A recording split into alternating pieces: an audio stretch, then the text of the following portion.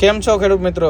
જો આપણે આજે કલંજી વાઢવાની શરૂઆત કરી દીધી છે અને જો આ રીતના આપણે પાથરા કરાવીએ છીએ, આ રીતના આપણે વાઢીને પાથરા કરાવી દઈએ અને જો આ રીતના આપણે મજૂર દ્વારા કલંજી વઢાવીએ છીએ. આપણે આગલો વિડીયો મેળવ્યો તો કલંજી ક્યારે વાઢવી, એની અંદર તમને મિત્રો બતાવ્યું હતું કે આપણે આખી કલંજી પીરી પડી જાય ત્યારે આપણે કલંજી વાઢવી જોઈએ. જો આ રીતના આપણે આખી કલંજી જો અત્યારે પીરી પડી ગઈ છે ત્યારે આપણે વાઢવાની શરૂઆત કરી દીધી છે ને ખેતરની અંદર જો તમને ક્યાંક જ લીલી સાટ જોવા મળે છે, બાકી આખી કલંજી તમને પીરું રાયણ ખેતર જોવા મળે છે.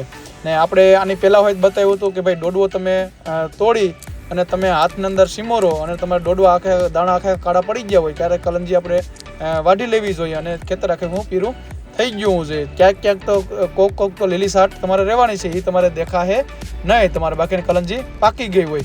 આપણે ત્યારે વિડીયો મળ્યો ત્યારે કીધું ભાઈ 10 થી 12 દિવસમાં આપણે કલંજી વાઢવી, પણ વાતાવરણને અનુલક્ષીને આપણે 4 દિવસમાં કલંજી વાઢવી પડી. તો આવા નવા વિડીયો અમારા જોવા માટે અમને ફોલો કરો. જય હિન્દ, જય ભારત.